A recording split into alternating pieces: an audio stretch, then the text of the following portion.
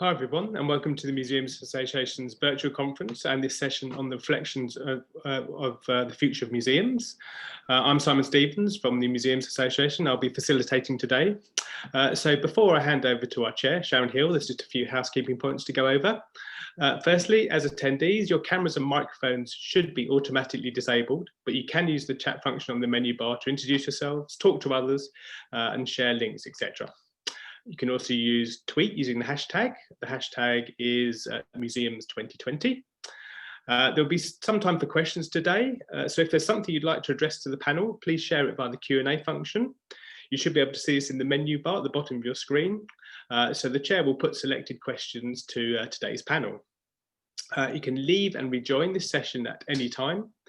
A reminder that we're recording this session and it will be available on the MA website soon. We have both audio description and live closed captioning working today. So audio description uses the language interpretation feature on Zoom, which allows you to select a language to listen alongside the main session. If you require audio description, please press interpretation on the toolbar at the bottom of the screen and select French. The live closed captioning is also available at the bottom of the screen. If you require live captioning, please press the closed captioning and select Show Subtitles to hear the subtitles. Hopefully we won't experience any technical problems, but if you do have any problems, use this chat function to contact me privately and I'll try and sort something out. But now that all that's out of the way, and I'd like to hand you over to Sharon Hill to get the session started. Thanks, Sharon. Over to you. Thank you so much, Simon, and welcome to all of you who are in the Zoom room this morning. I'm Sharon Hill, I'm the Director of the Museums Association. The eagle-eyed amongst you will have spotted that I am not Kim Streets, who was due to chair this session. Unfortunately, Kim's not feeling too good this morning, so we wish her well, and I'm going to take the reins. So this session is on the reflections on the future of museums, and we know that 2020 has brought about unprecedented changes in society. From the pandemic to the climate crisis to Black Lives Matter and all of the implications that they have for us personally, professionally, and as a museum sector. They're some of the biggest challenges that society has faced for decades, and this session will explore what they mean with a panel of museum experts who are going to reflect on the role of museums during and after lockdown and how this current crisis might shape and change their future. I'm really delighted that we have with us today David Anderson, the Director General of Amgueddfa Cymru, National Museum Wales, Esme Ward, the Director of the Manchester Museum, and Melanie Keane, the Director of the Wellcome Collection. We do find ourselves in vastly changed economic, social, political and environmental contexts with those big challenges to come on the horizon. This session is going to explore some of those, and I'm going to introduce the panelists in turn as they speak. Our first speaker is David Anderson, who has a background in education, first working as a history teacher before becoming a museum educator in Brighton, then at the National Maritime Museum and the V&A, where he was Director of Learning and Interpretation. In 2010, he joined Amgueddfa Cymru, National Museum Wales as Director General and oversaw the transformation of St Fagans Museum to become the National Museum of History for Wales. And also it won the Art Fund Museum of the Year prize last year.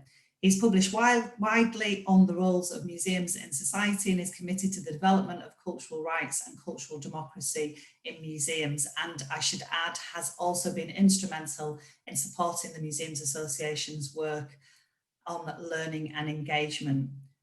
Over to you, David, and I'll start sharing slides now. Thank you, Sharon.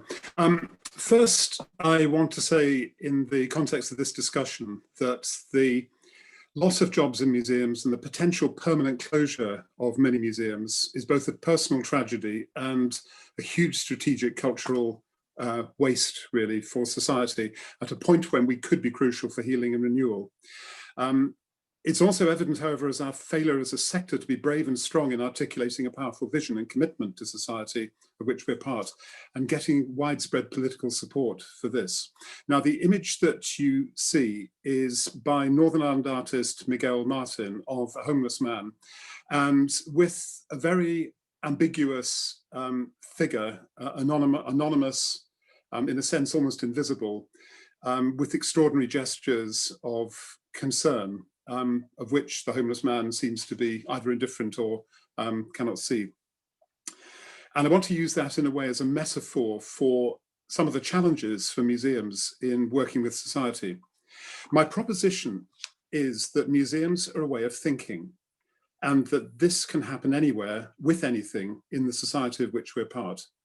In 2001, the European-funded museum project, Museums, Key Workers and Lifelong Learning, included the following statement: a museum is not only a building with collections, exhibitions, archives and staff. This is just the start, the shell. A museum is something else, something much more important. A museum has been described as a way of thinking and a way of looking, a place of stories and ideas. It is a natural and cultural history, a world of objects, memories and the art of living, and a place for debate of all the issues connected of the society we actually live in. The museum in this sense may exist to some small degree in the building we call a museum. Most of its resources, its nourishment, is to be found outside its walls, mostly in the people in the community of which it is part. For me, this is the starting point of our debate. Also relevant to this is the UN Declaration of Human Rights, which says that everyone has the right freely to participate in the cultural life of the community, to enjoy the arts and to share in scientific advancement and its benefit. And the UK, and therefore the 4 nations of the UK, are all signatories to this declaration. Very much also in this spirit, Raymond Williams, the great Welsh European cultural thinker and son of a railway worker in the Black Mountains of Wales, wrote, "Culture is ordinary in every society, in every mind." And 2 clear principles arise from this statement. First is that the life of every person matters. And secondly, it is people, not institutions, who are the carriers of culture. On this basis, I see a huge potential future for museums, even though that may sound a contradiction. But it's only if we rethink and reposition ourselves on a stronger social and ethical basis. As Sharon has already indicated, let's look at the society around us. COVID has revealed like a flash of lightning across the landscape the realities of contemporary inequality in ways that can no longer be concealed or denied. And we see that disproportionately COVID attacks the most vulnerable in society and those who already experience poverty and exclusion. We see the inequality that has brought a growing gap over decades between rich and poor and has now become extreme. We see the racism, the structural racism and injustice experienced by Black and other racialized communities. And that exists within our own sector. It's not just there in the rest of society. And we see also the climate crisis, that as humans in the last few hundred years, we've created the greatest threat to life on Earth, including ourselves, that this planet has seen in tens, if not hundreds of millions of years. And we see the erosion of democratic values and principles on the day of the US presidential election, with growing division, intolerance, political populism, and undermining of the rule of law.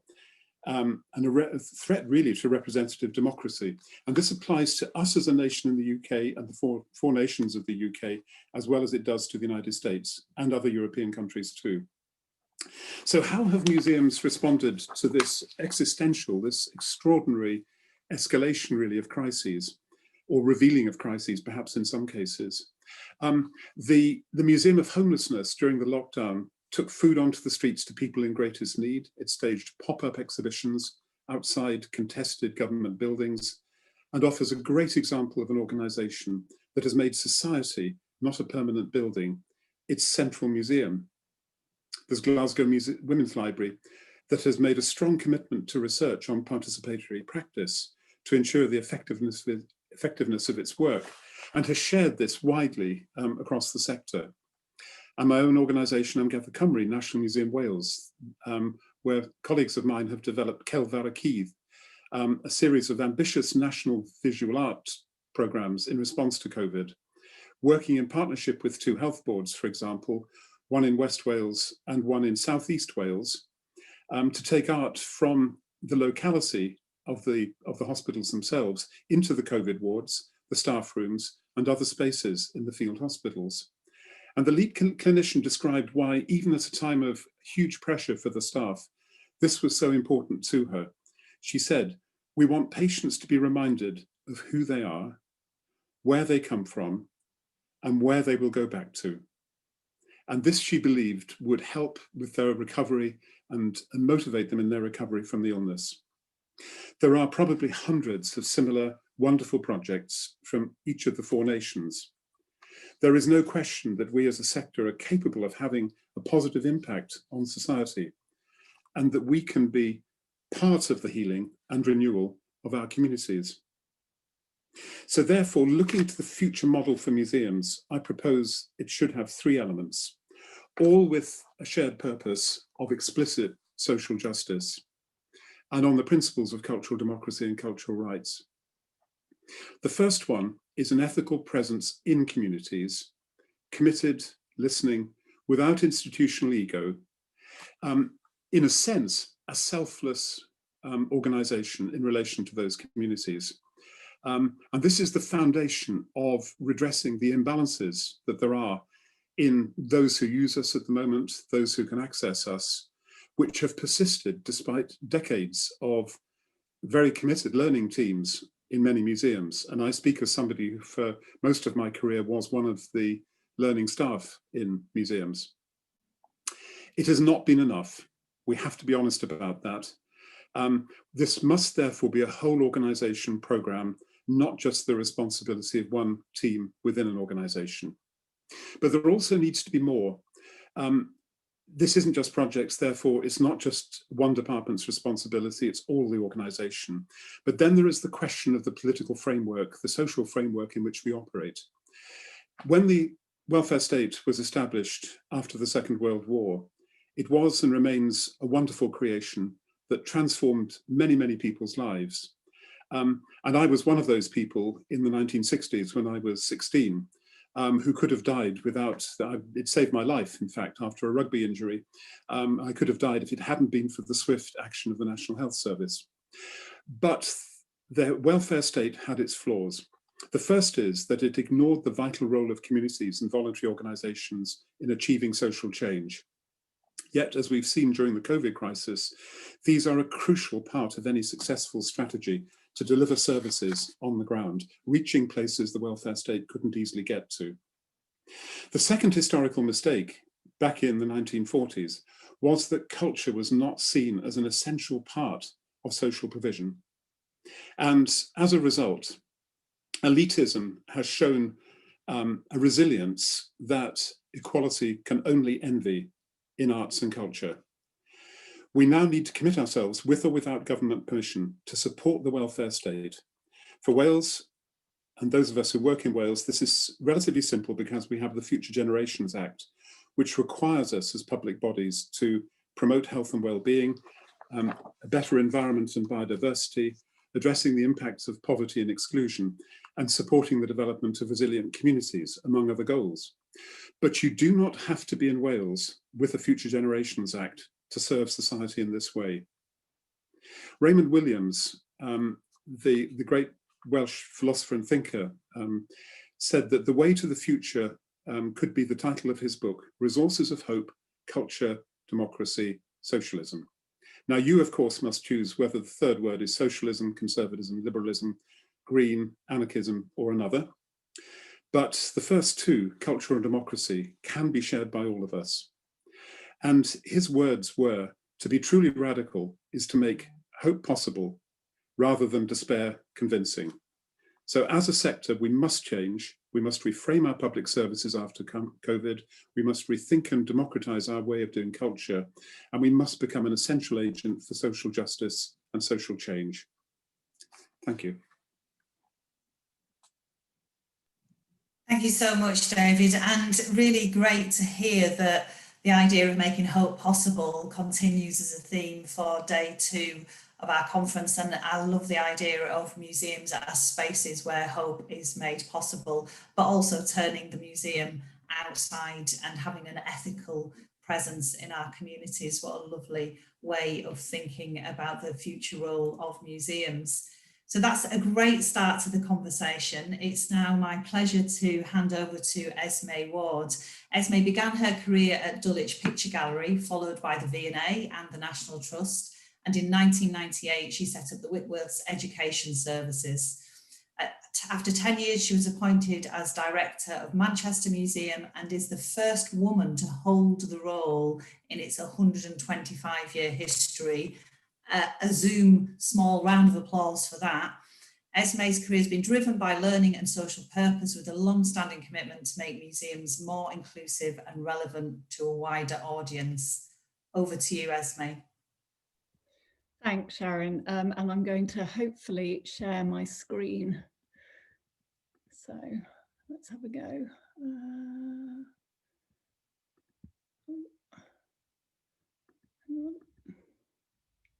Okay. Has that worked? Yeah, great. Okay, so I'm going to pick up on many of the themes that David has started with. I'll be honest, it feels an almost impossible task at the moment to reflect on the future of museums. Pandemic still rages, those deeply ingrained inequalities that have surfaced. I'll be honest, so much of the society I hold dear is fighting for survival, and the climate crisis looms larger than ever. And I don't know about you, but I'm exhausted one moment and completely energized the next. I'm worried about all our futures. We're in motion. And so actually I wanted to start with this quote. You would ordinarily encounter this on the top floor at Manchester Museum. And for me, this has actually been a constant companion, a bit of a friend over the last year or so. It slows me down, inspires me, gives me hope, there's that word again, and courage. So it seems a good place to start. And in fact, narratives of hope and belonging is in part my theme this morning.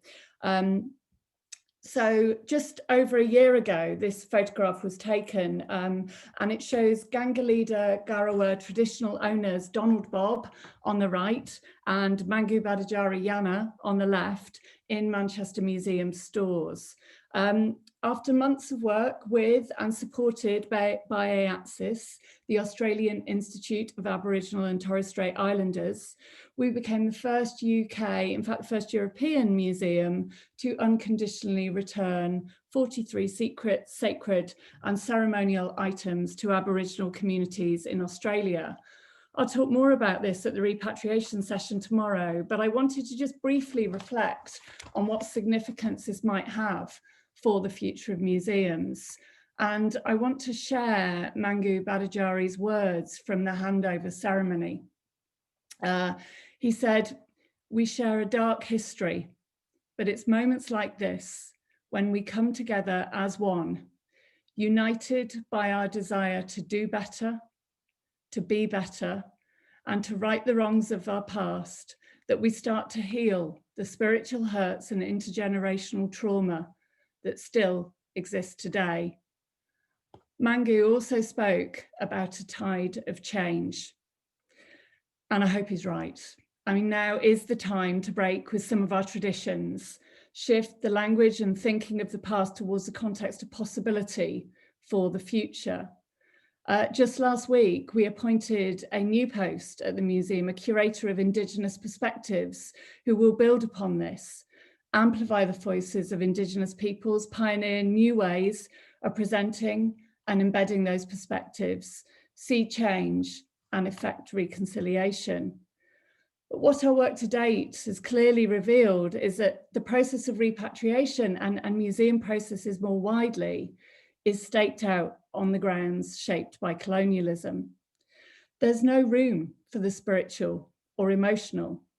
But if museums are really going to reflect the complexity of the human condition and people's understanding of each other, we have to find room.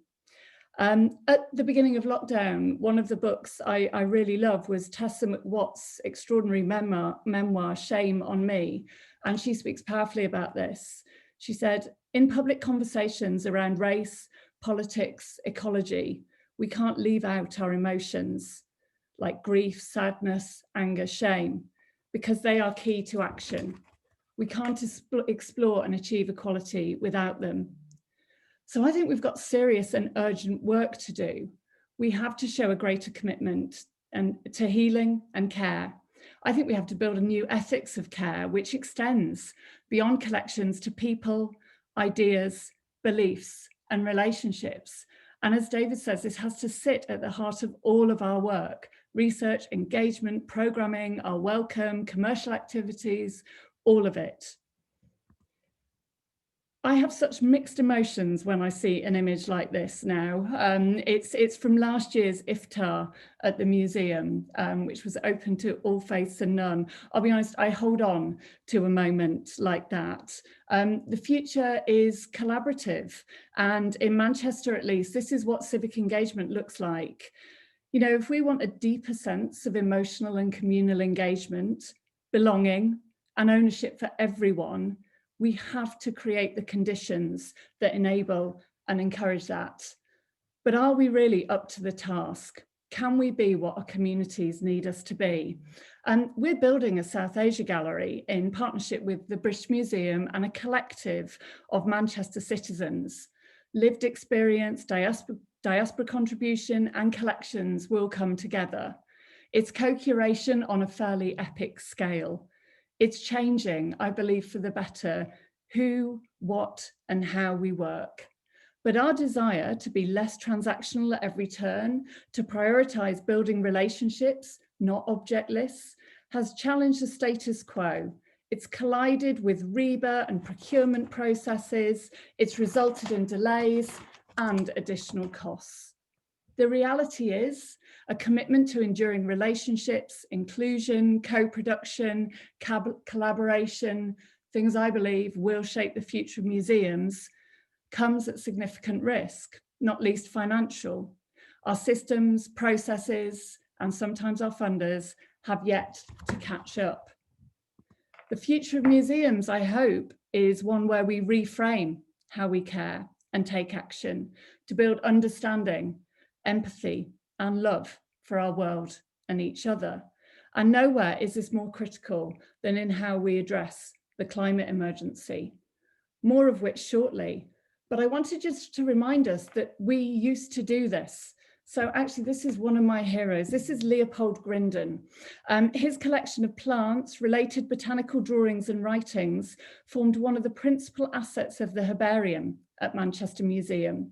He was a self-taught botanist and educator who so believed, and I'm with him on this, in the power and beauty of plants, that he encouraged East Manchester's working class to grow flowers, as he put it in those classic Victorian terms, to make life less bleak. He wrote books, he set up societies, and he distributed wildflower seeds across communities. He was like a guerrilla gardener back in the day. As the 20th century progressed, museums post-war became professionalized, whatever that means. Actions and work like this declined. Throughout lockdown, we've been meeting ecologists, activists, and environmental educators to understand how the museum can build a more sustainable future and inspire cooperation and change in our city. For all the political and civic discussion of green and just recoveries, we see little action. We've really got to move beyond the bins and the light bulbs now. So after over the last few months, we asked those leading change what they needed. How could we help? How could we be more useful? We're working to reimagine education for future survival, opening up the museum to environmental education and charities to be based with us. We're supporting students and collaborating with them on a young people's guide to climate grief and action to be published next year. But they wanted more from us. We were asked to acknowledge and fully step into our convening power, encourage greater connectedness and a sense of shared civic purpose. essentially to become an environment HQ for Manchester citizens. So in collaboration, we're building a kind of ecological registry of green practitioners for our city. Ecologists, researchers, educators, community groups, campaigners. It'll be geotagged, skills-focused resource to encourage that connectedness and hyperlocal activity and action towards greater biodiversity and zero carbon futures. We'll create the conditions, the foundations. It's not the usual work of a museum, but these aren't usual times.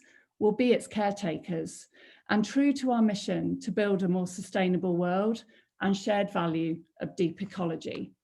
The stories and the exhibitions will come, but they're no longer enough. I hope the future museums will see more institutions extend their care far beyond their walls. And finally, a slide from one of my favorite museums, Oakland Museum in California. I visited in 2016, the year of Trump's election and the Brexit vote. And I actually dug out my notes for this session because I'd spent a year really thinking about the future of museums. I'd written a series of questions to myself, including this one I want to end on. I'd written, the traditional museum model is broken. And the question now is, how do we make just futures that acknowledge the rampant inequalities of the past and the present? How? It was relevant then, it feels relevant now.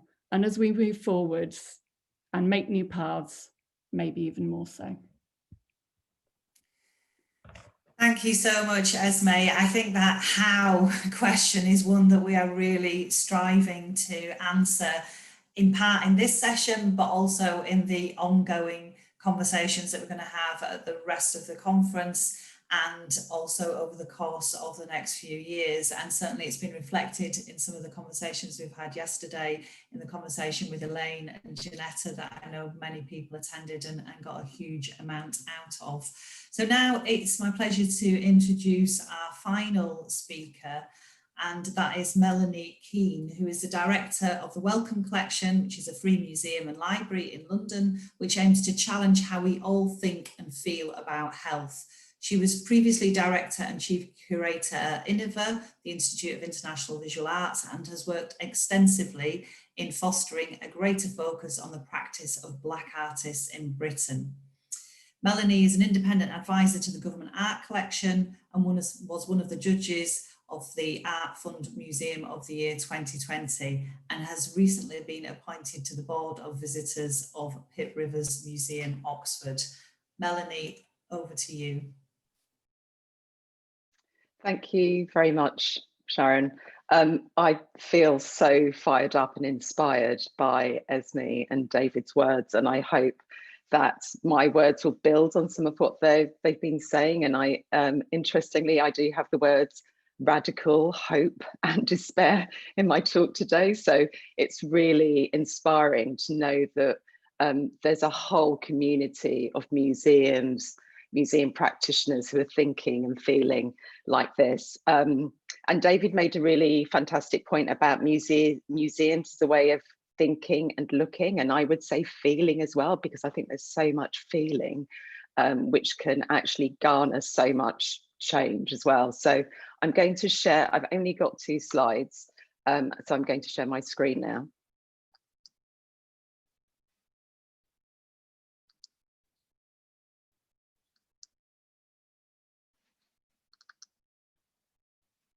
Is that working? Yes, that's working.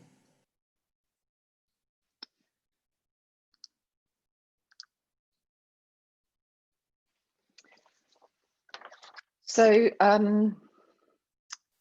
this is a quote from Alicia Garza, who is the co-founder of the Black Lives Matter movement. And this is from her 2020 book, The Purpose of Power. And I think it's really salient to think about this when we think about what we need to do as a sector before we can know where we're going, which is the question for anything that calls itself a museum. We need to know where we are, where we came from, and what we care about the most. in the here and the now, and that's where the potential for every movement begins. Then she does an excellent analysis of movements, particularly the right-wing conservative one in the US that took a foothold in the mainstream political agenda over the last several decades. By silently using race and gender as a weapon, there was an active attempt in the 70s, the 80s, and the 90s to dismantle the accomplishments of Black revolutionary movements. I'm sure that much of this sounds very familiar. And today, the US election day, we find ourselves either looking across the pond wistfully or staring from behind our hands. I saw Gaza speak at a conference on France Fanon in 2016 at Birkbeck, University of London. And one of her main messages was a message of love, and it remains the same today. And as you all probably know, she describes the Black Lives Matter movement as a love letter to Black people. It can be hard to keep love in our hearts and minds when hatred and loathing seems to be the dish of the day served up by right-wing conservatism. To paraphrase Gaza, movements do not come out of thin air. And my presentation this morning, building on the presentations of Esme and David, asks, what would a powerful movement of museums look like, especially when we're trying to figure out what it truly means to be an anti-racist, anti-ableist institution? I feel fired up reading Gaza's words, and I'm only a third of the way through the book, so I have little idea what state I'll be in at the end. I'm going to start by saying a bit about the work that we've been doing at Wellcome Collection, with some small but powerful and decisive acts of transformation. In 2018, the year before I started, Wellcome Collection began a series of initiatives which aim to confront the colonial power structures and injustices reflected in our collections and the way that they've been used and interpreted. One of the first acts we made was to remove this 1916 painting, A Medical Missionary Attending to a Sick African by Harold Copping. First, we began by replacing the label to acknowledge the painting's culturally imperialist message and the problematic relationship it implies between medicine, faith, race, and colonialism. We then planned operationally for the painting's removal from display, as we didn't feel that we could provide sufficient context here to counter the risk of perpetuating the racial stereotypes and hierarchies it depicts. When the work was removed, we left in place this following text. This painting replaces A Medical Missionary Attending to a Sick African by Harold Copping, which we removed as part of a process of reviewing what we show and how. We didn't feel that we could provide sufficient context here to counter the risk of perpetuating stereotypes. The painting, a product of its time and of the particular circumstances in which it was commissioned, remains integral to our collections. Reviewing the way we present, contextualize, and interpret our collections is a continuing process. We value visitor feedback in this, as in all of our work. This action has been variously referred to by visitors on Twitter as bold and also as virtue signaling. I'm particularly proud of the last comment because it means we're pushing buttons essential if you want to change and want to affect change. I'm sure the irony won't be missed here in that I'm publicly showing a painting that is no longer on display in our museum. However, you can find numerous written and visual references to this painting online. My point is that by removing the painting from our museum, we are not seeking to erase history. We are seeking to amplify the power of the narratives contained in that history, which is ultimately about people, their lives, their cultures, and their values. We've also begun to fill the gaps in the story of Henry Wellcome and use words such as colonial violence to fully understand the legacy of the collections he amassed. It's uncomfortable, yet vital work.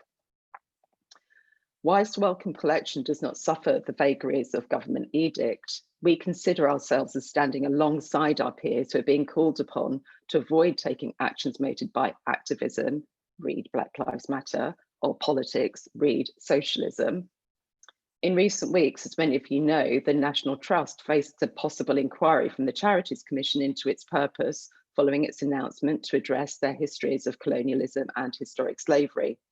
And many came out in defiant support. How can we harness this power that we actively hold to push against this systematic suppression? We know museums are not neutral, and nor must they be impartial, particularly in light of recent seismic events. Dr. Lara van Brokenhoven, director of Pitt Rivers Museum, uses the expression radical hope, which I love, and which to my mind describes the potential of a coalition of cultural institutions focused on an optimistic version of the future, powered by the desire to effect transformation against all odds.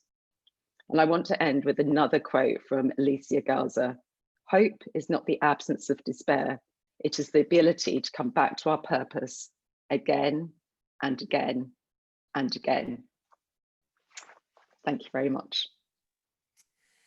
Thank you, Melanie. And again, brilliant to hear about hope and how we might sustain that, which has been a theme which has been running through this conference. David, if I can ask you to turn your video back on so we can see you for the panel discussion, if you don't mind. I think it would be good to just explore a couple of general questions first, and then go to some of the questions in the Q&A. And I think after hearing those brilliant summaries of where we are and what the future could be for our museums, it would be really good to focus on the tangible. I know from working in the sector and with the sector for many years that people like the big ideas, but they also like the what does this look like in my museum? How is it tangible, and how do we begin to create and shape that future that we want to see? And I know many of your institutions are on that journey, and I know many of people in the Zoom room will be striving to take the first steps on that journey as well. So what can we give them as the tangible, concrete steps that we can take within our institutions and our work with communities? I'm just going to pick somebody, so I'm going to come to you, Esme, first, if you'd like to respond to that, and then I'll come to the other panelists. Okay, tangible first steps. I guess listen, be curious, have conversations, find out what the needs are. Sorry, I know it sounds really obvious, but I think for so long, museums have really thought long and hard about their purpose and what they need to be. Actually, what I think is interesting is that shift when you turn that around and think, actually, what does this city need us to be, or what do these people need us to be? And the only way you're going to find that out is to talk to people. So I would say, get curious, get in touch with people, find where people gather in whatever form that might take, and ask them what they need at this moment in time, not just as a museum, in life. And then think about how you frame and respond your work accordingly. Brilliant, thank you, Esme. I suppose it is that, we could probably spend forever and a day in this conference and more widely in the sector talking about what is the future of museums and pondering that, but actually going to the heart of the matter and asking our communities, those that come through the door and those that don't come through the door, what they want from museums is a really good starting point. David, can I come to you about the tangible? Yeah, well, I suppose to give a practical example, a couple of years ago, Amgueddfa hosted and supported clients of the Wallach, which is a homeless charity in Wales, in creating their own exhibition in the whole of the West Wing of the National Museum Cardiff. And that was a project which didn't come from nowhere. It was built on many years of actually working with the Wallach and growing confidence on both sides, really, and trust in this, to the point where they, the charity, were prepared to trust us enough to be able to do quite a major project like that. So I would really endorse what Esme said. It's step by step, it's year by year. It's about earning trust, not assuming it. And trust, it takes a long time to build and can be lost in a day as well. So it's essential that the commitment is genuine and it goes through the whole organisation. I don't think any of us who work in large organisations will put hand on heart and say that we are completely there. I mean, certainly I think in the Cymru, we're not completely there yet, but we are trying very, very hard to build up that trust with a very large number of organisations across Wales. It takes time. Yes, and certainly that's one of the things that was fed back to us all the way through the learning and engagement research that we've been doing, and in the consultations and roundtables and workshops, is we've done good work, we've done brilliant work, we've really listened to our communities, but we haven't always embedded it, and it's not embedded in the superstructure of the organisation. Melanie, can I come to you for a response on that issue of tangibles? Yeah, there's a few, I suppose, tangible things which we're doing at Wellcome Collection. But I think when we're doing this work, one of the a kind of quote, I'm going to paraphrase a bit, from Sarah Ahmed, which is about being a stranger in a place called home. And that also reminds me about the work that needs to be done in our own homes, aka our museums. That's the place we start first with our team, the people, our colleagues, the people we work with, as much as the material that we hold. And we started on a journey in the last 4 to 5 years of building a group of inclusion practitioners who act as agents of change within the organisation. And we've done a piece of work which, with a small group of people around people-centred design, to really understand what our team needed from us as an institution in terms of where the kind of barriers and opportunities there might be to enable this work to happen. And as a result of that work, we have designed a social justice curriculum, which is focused on anti-racism and anti-ableism. And we really want to begin to kind of roll this piece of work out in a sort of modular way amongst our staff, so they actually feel comfortable talking about some areas which are deeply complex and paradoxical, actually, importantly, recognizing that none of this is straightforward. So that's something tangible that we're doing. The other thing, I think, which it might sound kind of at odds with everything that we're talking about, given the environment that we're in, around reduced funding and various kind of incursions into the way that we kind of run our institutions. But there's something really valuable in terms of thinking about how we get this work done, and that's about putting significant resource behind this work.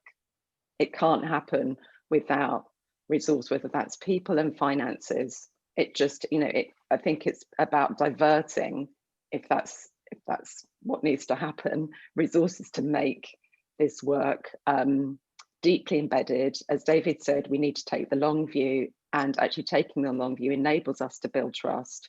That's absolutely critical, I think. Thank you, Melanie. And I think a really significant and important point there about our workforce, because these are the people. And when I say workforce, I mean everybody who works in and with museums: consultants, freelancers, artists, volunteers, trustees, staff, front of house, back of house, everybody from top to bottom is our entire workforce. But they need to be supported to be able to have these conversations and to be able to deliver this work and to feel that it's valuable within the institution. So that's a really, really critical point.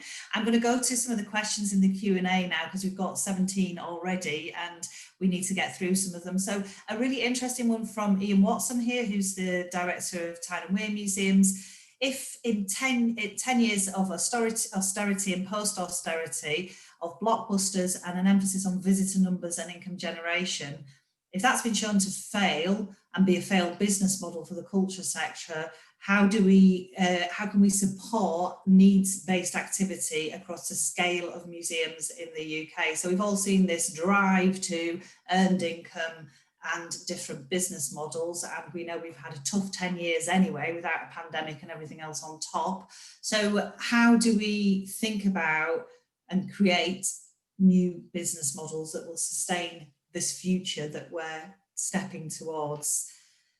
David, do you have views on this? Yes, well, I suppose that I think that what the pandemic has revealed is the imbalance of our work. And I would say that I don't think necessarily that large museums, and I include Amgueddfa Cymru in this, would necessarily say we're not going to stage large exhibitions again. There can be very, very important exhibitions to put on which provide a different way of discussing issues than smaller scale ones can do. However, the balance between spectacle on the one hand and community engagement on the other has not been right. And I think that I completely agree with Esme that the model in its narrowest traditional sense is broken. We should not go back to it. The normal was one which was deeply unequal. And I think we should take this as a starting point for a brave decision that we are going to reallocate the resources we have much, much more into community-based work, because that is the ethical foundation for museums. And from that, the digital work, the work within buildings needs to be growing out of that rootedness in communities and that relevance to communities. So, as I say, I still believe in museum buildings. I still believe in exhibitions. I still believe that there's a need for safe civic spaces and places for dialogue and discussion. I think museums have got a very important role on that, but it must be on a very different basis than the quantifiable money targets that very often museums were given almost exclusively. Yes, and I think that's an important reflection, because we all know that money goes where the power is in institutions, and if the power is not then with the community and those that build those links, engagement and relationships, then it doesn't necessarily get the funding and resource that it needs. And Melanie spoke to that point about a reallocation of resources as well. Esme, what does that look like for you in a university museum setting? Well, in a university museum setting that also is midway through a £14 million capital project, building yet more space, including a very large-scale exhibition hall. I'm almost nostalgic about it. It feels like it was, it was born in another age.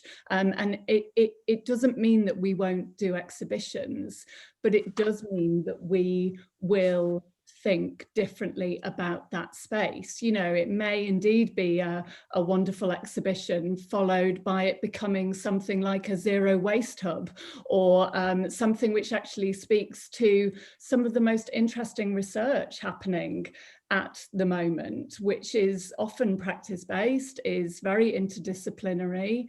So we will carry on doing the work we do around teaching and research.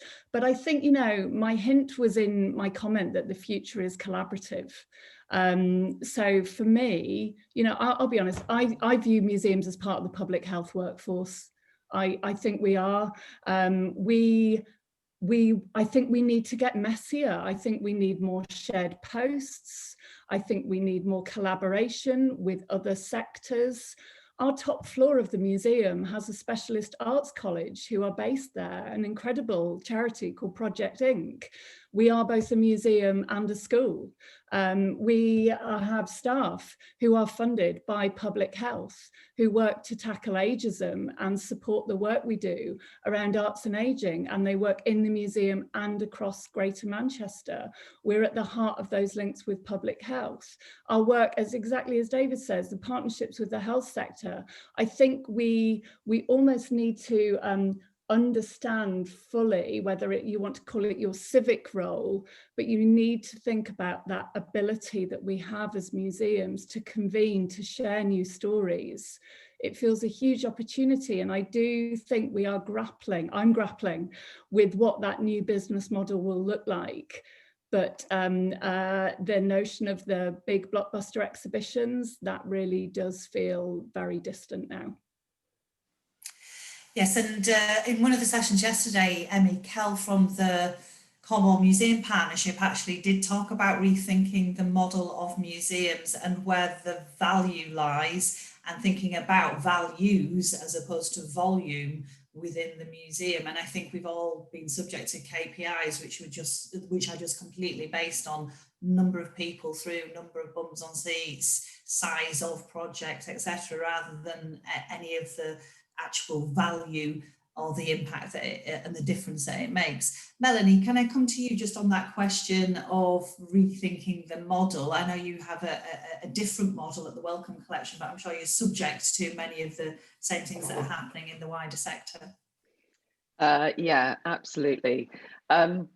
so we no longer have a bookshop, for example, and we are rethinking what that model looks like for the future. And I think a word that's come up consistently is ethics. Who do we form partnerships with when we're thinking about our commercial offer? And that has been the subject of internal conversations as well amongst many of our staff, who are really challenged and upset by some decisions that have had to be made because of the nature of the kind of contractual relationships we've had with various service partners. So so that feels very critical for us to think about, actually, about code of conducts, the nature of the engagement. And I really like Esme's phrase, the future is collaborative, because I think for Wellcome, as a relatively well-resourced organisation, part of our role is how can we, as part of a coalition perhaps, form these, help to form these future collaborations.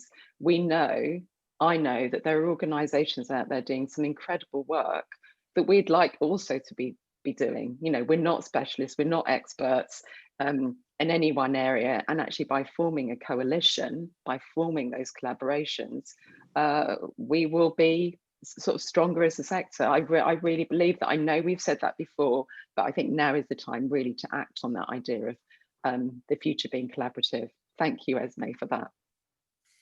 No, that's brilliant and absolutely fantastic. And if that's one tangible thing that comes out of this session, that we have a coalition of museum organisations, and I would say the Museums Association as well, and other hopefully sector support organisations that say, actually, this is the change that we want to see. This is the way in which we're trying to shape and create the future of museums with our communities. That would be a real takeaway from this session.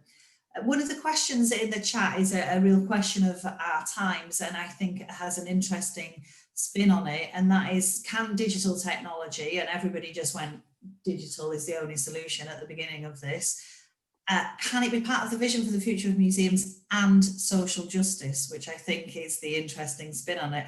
I mean, I've seen over years in the sector a lot of money being thrown at museums and heritage and digital, and a lot of it just, seeping into the ground, and I can't always see the impact of that funding. And there's also a follow-on question about how funders might support some of this work. So how can digital support social justice agendas and that way of thinking about how we shape the future of museums? So David, do you want to respond to that? Yes. I think the principles have to apply to everything museums do, whether it's community partnerships, digital, or the physical spaces, is that the future is actually about sharing power. And it is about working alongside communities to create resources, and that will apply to digital as well as everything else, which means quite a major shift really in museum thinking about digital as well as everything else.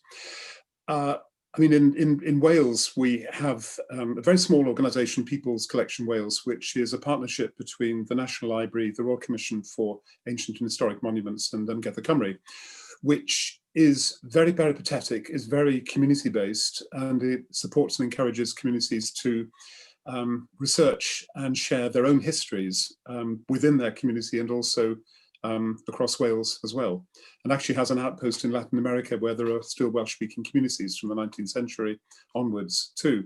So I think there are models that fit with the community direction that certainly I, and I think probably other panelists are proposing. But I think this also comes back to the ethics. I mean, who is we in all this? Who is the we who's creating the digital museum? And that has tended to put very great emphasis on the distinction between the professional and others, and in fact has othered society.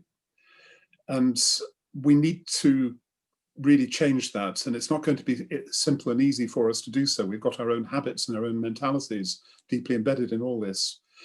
But I do think if we're going to create a secure future for museums, it's going to have to be on a very, very different basis, a very different ethical basis than is covered even by our current codes of ethics. Thank you, David. And definitely one of the things that we have in our strategic framework as a Museums Association for the next 5 years is to go back to our code of ethics and to review it. And certainly that's even more pressing after the year that we've had. We last updated it 3 or 4 years ago with consultation with the wider sector, but so much has changed this year and so much needs to change in the way that we work and how we frame our ethics, that we do need to revisit that conversation. Esme, can I come to you on that question? Yeah, I think it's a great question. And actually, I think we're all on a pretty steep learning curve here.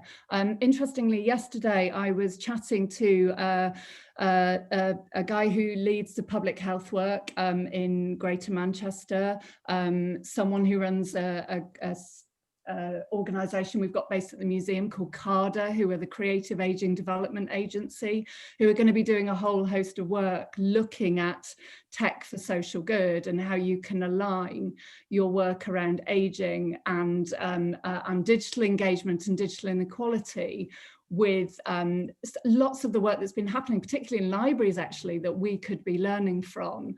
But, you know, I suppose the thing I'm really excited about with the digital, and I think it relates directly to the social justice work, is I think as museums, we've got to do more of our thinking in public. And for me, it really came to the fore actually when we worked on our repatriation, because so many of the conversations about repatriation happen behind closed doors. It's why we live streamed everything. It's why we published all the methodology. And so I am hugely excited by the potential of digital to actually just cut through some of those hierarchies and to really be the space where we can do more thinking in public. But we've got to invest. And we've got to embed in those conversations and that learning from other sectors. We've got to take the responsibility of tackling the gap and inequality around digital engagement at the heart of our programmes. It's something we're looking at the moment. Not least, one final thing, also how we are more inclusive in our digital work. The amount of things we have produced digitally over the last 6 months that actually are not as inclusive as they should be. We've got to find the way to do that collectively as a sector. Absolutely. So there's a tech thing in many ways, but there's also a values and a commitment and a listening question. Melanie, can I come to you on that question of digital engagement? I suppose I'm going to speak more broadly to this point around what can be done in the sector. I remember having a conversation with this incredibly talented young woman who worked in a grassroots organisation in North London, and she was talking about, I think there was a particular fund for developing digital, and she was saying that can only be useful to me if that funding happens across time. So it's just not a one hit to build a website. You know, we have to think about the infrastructure, the idea of future proofing, which is sort of a difficult word to use when you're thinking about kind of developing digital infrastructure because it's forever under construction. And I suppose that would be my one question around digital being part of the future. Can there be enough support to enable the required training and development that's needed to build that really important digital infrastructure, and for it not to be seen as the solution, but one of the multiple channels that we might be able to use? It is difficult in an environment like this because we are, you know, our ability to roam freely has been severely curtailed, but it won't be like that, hopefully, in the future. Maybe the next 12 months is going to feel very different in terms of what the digital can do for us.